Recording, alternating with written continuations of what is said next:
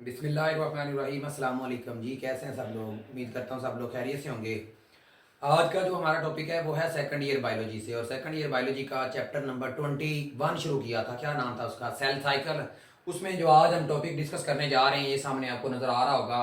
आज का जो टॉपिक है, कौन सा टॉपिक है जी? कैंसर। आज हम देखेंगे कैंसर क्या है, कैंसर की कौन कौन सी टाइप्स हैं, कैंसर सेल को दूसरे सेल से कैसे डिफ्रेंशिएट किया जाता है। ये वाला जो टॉपिक है इसमें से किस तरह से एमसीक्यूज और कैसे ये लॉन्ग बन सकता है, इंशाल्लाह इसको क्या करते हैं, डिटेल से डिस्कस करते हैं। तो हम अपने लेक्चर का बाकायदा तौर पे क्या करते हैं, आगाज करते हैं जी। अगर हम बात करें कैंसर की, तो कैंसर क्या है? अनकंट्रोल्ड डिवीजन ऑफ सेल है। ये क्या है? अनकंट्रोल्ड डिवीजन ऑफ सेल की जो बेतहाशा डिवीजन होती है ना, बेसिकली उसको क्या बोलते हैं? उसको कैंसर बोलते हैं या क्या बोलते हैं, ट्यूमर बोलते हैं। अब ये बात याद रखिएगा कि बॉडी के अंदर नॉर्मल जो सेल की जो मल्टीप्लिकेशन है, किसके अंदर? बॉडी के अंदर जो सेल की मल्टीप्लिकेशन है उसको बाकायदा तौर पे क्या किया जाता है, रेगुलेट किया जाता है। और ये क्या होते हैं, रिस्पॉन्सिव होते हैं। किसके लिए? क्योंकि ये स्पेसिफिक होते हैं, नीड होती है, जरूरत किसको? बॉडी को। स्पेसिफिक नीड्स होने की वजह से, क्योंकि ये जो स्पेसिफिक नीड्स है, बॉडी को स्पेसिफिक नीड होती है, इस वजह से सेल की जो मल्टीप्लिकेशन है उनको रेगुलेट किया जाता है, उसको क्या किया जाता है, रिस्पॉन्सिव किया जाता है। लेकिन अगर ये जो सेल की जो बर्थ है और इसकी जो डेथ रेट है, ये क्या होता है, बैलेंस होता है। जब ये इस तरह से ये वर्किंग हो रही होती है और बॉडी की एक स्टेडी स्टेट को इसने क्या किया होता है, मेंटेन किया होता है। बॉडी को जो नए सेल चाहिए होते हैं, नए सेल बन रहे होते हैं, जिन सेल की डेथ होनी होती है वो क्या हो रहे होते हैं, डेड हो रहे होते हैं। लेकिन ये सारा प्रोसेस क्या हो रहा होता है, कंट्रोल हो रहा होता है, रेगुलेट किया जाता है, इसको रिस्पॉन्सिव किया जाता है, बाकायदा तौर पे अच्छे वे से चल रहा होता है। लेकिन होता क्या है, सम टाइम बाद दफा क्या होता है, ये जो कंट्रोल होता है ये क्या हो जाता है, किसका कंट्रोल? मल्टीप्लीकेशन। अब मल्टीप्लिकेशन किसका? सेल की जो मल्टीप्लिकेशन थी, जो रेगुलेट और रिस्पॉन्सिव कर रहे थे बॉडी की स्पेसिफिक नीड के लिए, वो क्या हो जाता है, ब्रेक डाउन हो जाता है। कि एक खास अंदाज में सेल तकसीम हो रहे थे और एक खास मिकदार में सेल की क्या हो रही थी, डेथ हो रही थी। वो जो कंट्रोल था वो कंट्रोल टूट जाता है, वो ब्रेक डाउन हो जाता है। तो जिसकी वजह से अल्टीमेटली क्या होता है, जो सेल हैं वो डिवाइड करते हैं। कैसे? और क्या करेंगे, ग्रो करेंगे। किधर, कैसे ग्रो करेंगे? अनरेगुलेटेड फैशन, बेतहाशा, उनकी कोई रेगुलेशन नहीं होगी, कोई कंट्रोल नहीं होगा। तो जिसकी वजह से अनरेगुलेटेड फैशन में जब वो ग्रो करेंगे, जब वो डिवाइड करेंगे, तो वो क्या बना देंगे, वो ट्यूमर बना देंगे, या वो क्या बना देंगे, वो कैंसर बना देंगे। वो क्या बना देंगे, कैंसर बना देंगे। अब ये जो कैंसर है, ये जो ट्यूमर है, इस ये कौन से जानदारों के अंदर ज्यादा राइज होती हैं? तो ये याद रखिएगा, ये जो ट्यूमर है ये राइज होती हैं ओल्डर एनिमल के अंदर, जो बूढ़े एनिमल है उनके अंदर, और ह्यूमन के अंदर। क्योंकि उस वक्त तो सेल की जो फंक्शनिंग है, या सेल की जो फिजियोलॉजी है, with the passage of time वो क्या होती जाती है, कम होती जाती है।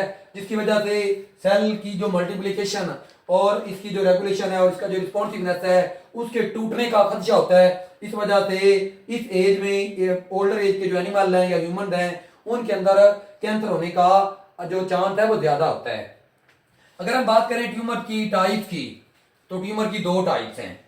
बाद दफा देखा होगा कि ये ट्यूमर को रसोली भी बोलते हैं। बाद दफा तो ये जो रसोली है किसी एक जगह पे बनती है और उसी जगह पे रहती है, तो इस रसोली को, इस ट्यूमर को बिनाइन ट्यूमर बोला जाता है। लेकिन बाद दफा ये होता है कि कैंसर एक जगह पे होता है, वो ब्लड सर्कुलेशन के जरिए दूसरे बॉडी के दूसरे पार्ट तक क्या हो जाता है, फैल जाता है। तो ये वाला जो ट्यूमर है इसको क्या बोलते हैं, इसको मैलिग्नेंट ट्यूमर बोला जाता है। इसको क्या बोला जाता है, मैलिग्नेंट ट्यूमर बोला जाता है। अब इन दोनों में डिफरेंस है। दोनों में क्या डिफरेंस है कि जो बिनाइन ट्यूमर है वो लोकलाइज्ड है, एक जगह पे प्रेजेंट है, वो आगे मूव नहीं करता, और उसका साइज मोस्टली क्या होता है, स्मॉल होता है। साइज क्या होता है, स्मॉल होता है, और ये लेस लीथल होता है, उतना ज्यादा जानलेवा नहीं होता। और बेसिकली ये क्या कर रहा होता है, इंटरफेयर कर रहा होता है किसको, बॉडी के जो नॉर्मल सेल हैं। फर्ज करें ये बॉडी के सेल थे और इस सेल के अंदर ये ट्यूमर हो चुका है, तो इधर ये क्या करना शुरू कर देंगे, अपनी ग्रोथ को बढ़ाना शुरू कर देंगे और इधर एक रसोली बना देंगे। ये साथ वाले जो सेल हैं इसकी जो सक्रीशन होगी वो उनको क्या कर रही होगी, इंटरफेरेंस कर रही होगी, लेकिन बॉडी के सॉरी दूसरे पार्ट को ये इंटरफेरेंस नहीं करता। लेकिन बात करें मैलिग्नेंट ट्यूमर की तो ये डी लोकलाइज्ड होते हैं। लोकलाइज का मतलब होता है फिक्स, डी लोकलाइज का मतलब होता है मूव करके चले जाना। ये स्प्रेड होते हैं किधर, नियर टिश्यू, दूसरे टिश्यू के अंदर।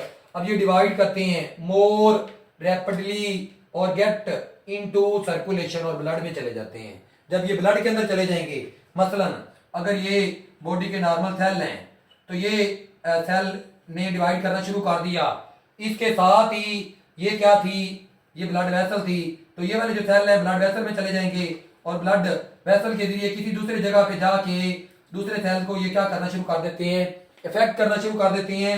तो ये वाला जो ट्यूमर है, इस ट्यूमर को मैलिग्नेंट ट्यूमर बोलते हैं। इसको क्या बोलते हैं, मैलिग्नेंट ट्यूमर बोलते हैं। तो इन दोनों में डिफरेंस का आप लोगों को आइडिया हो गया होगा।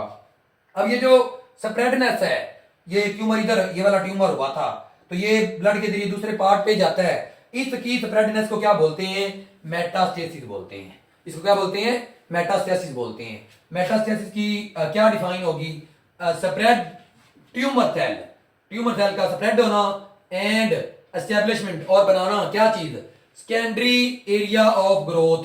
ये देखिएगा मिसाल के तौर पे इन सेल के अंदर क्या हुआ था, ट्यूमर हुआ था, ये ब्लड के जरिए मूव करके जा रहे हैं, ग्रो करके जा रहे हैं किसी दूसरे एरिया में। ये प्राइमरी एरिया था, अब जिधर जाके ये ट्यूमर बना रहे हैं ये क्या है, ये सेकेंडरी एरिया है। तो ये क्या है, बेसिकली इस प्रोसेस को क्या बोलते हैं, मेटास्टेसिस बोलते हैं। अब ये शॉर्ट क्वेश्चन भी बहुत इंपॉर्टेंट है कि कैंसर सेल को नॉर्मल सेल से कैसे फर्क किया जा सकता है, कैसे पता चलता है कि सेल के अंदर कैंसर हो चुका है और ये नॉर्मल सेल है। तो ये इसके डिफरेंस हैं। क्या होता है, जो कैंसर सेल है ये लेस डिफरेंशिएटेड होता है, किसकी निस्बत, नॉर्मल सेल की निस्बत ये क्या होता है, कम डिफरेंशिएटेड होता है, उसको डिफरेंशिएट नहीं कर सकते। ये रैपिडली ग्रोइंग सेल होता है, इसके अंदर जो ग्रोथ है बेतहाशा हो रही होती है। नॉर्मल सेल के अंदर ग्रोथ उतनी स्पीडली नहीं हो रही होती जितनी कैंसर सेल के अंदर ग्रोथ हो रही होती है। अब ये जो सेल है, मिसाल के तौर पे ये एक नॉर्मल सेल है और ये कैंसर सेल है, इसके अंदर जो न्यूक्लियस है कहते तौर पे प्रोमिनेंट होता है, लेकिन इसके अंदर ये आपको नॉर्मल न्यूक्लियस नजर आ रहा है। तो इसके अंदर जो high nucleus to cytoplasm ratio, क्योंकि साइज में देखें फर्क होगा, तो ये उसका साइटोप्लाज्म है और ये ग्रीन क्या है, न्यूक्लियस है। तो इन दोनों की जो रेशो है नॉर्मल सेल की निस्बत इस सेल के अंदर क्या है, ज्यादा है। और इसके अंदर प्रोमिनेंट, ये मैंने बात को बता दी है, न्यूक्लियाई होता है। और इसके अंदर माइटोसिस नॉर्मल सेल से ज्यादा हो रही होती है, क्योंकि ये अनकंट्रोल है, कंट्रोल बॉडी का खो चुका होता है। इन्होंने बेतहाशा अपने आप को क्या करना होता है, तकसीम करना होता है। इसके बाद इंडिकेशन क्या है किसकी, मैलिग्नेंसी की। मिसाल के तौर पे जब ट्यूमर है फैलता है तो किस तरह से पता चलता है, बेसिकली प्रेजेंस ऑफ किस चीज की, इन्वेडिंग सेल्स, हमलावर जो सेल्स होते हैं जब वो नॉर्मल सेल को डिस्ट्रॉय करते हैं तो उस वक्त हमें आइडिया हो जाता है कि अब जब नॉर्मल सेल की जो फंक्शनिंग है वो क्या हो जाती है, इफेक्टेड हो जाती है। तो हमें आइडिया हो जाता है कि अब ये सेल क्या हो रहे हैं, इफेक्टेड हो रही हैं। तो ऑब्वियसली जो मेटास्टेसिस का प्रोसेस उधर शुरू हो रहा होगा। तो ये इसकी क्या है, ये इसकी इंडिकेशन है।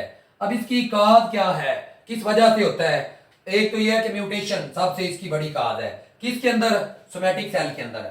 सोमैटिक सेल कौन से सेल होते हैं, बॉडी में जर्म लाइन सेल के अलावा जितने भी सेल हैं, एग और स्पर्म के अलावा वो सारे सोमैटिक सेल हैं।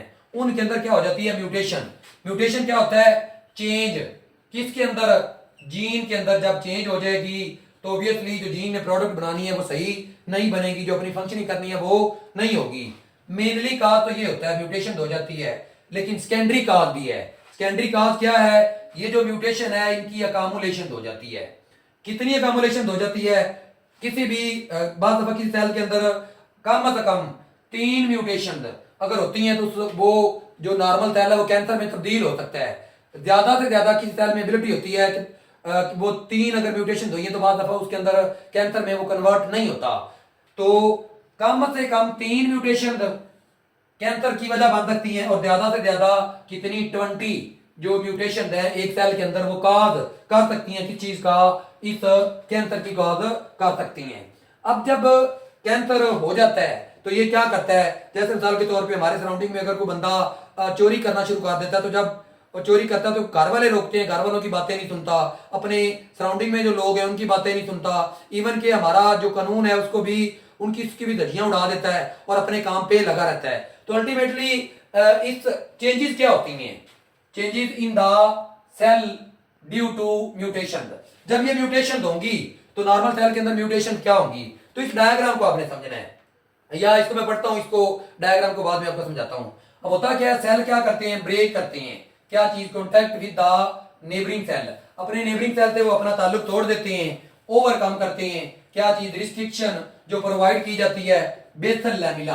अब बेसल लैमिला जिसके साथ सेल अटैच होते हैं, डायग्राम में भी बात करते हैं, उसकी जो रिस्ट्रिक्शन है, उसकी रुकावट है, उसको भी ओवरकम कर देता है और अल्टीमेटली क्या करता है? अल्टीमेटली इन्वेड करता है, हमला करता है किसके ऊपर? बॉडी के दूसरे पार्ट की तरफ। एक तो इसकी ये चेंज हो सकती है, दूसरा ये क्या करता है? ये प्रोलाइफरेट करता है। क्या करता है? प्रोलाइफरेट का मतलब क्या होता है?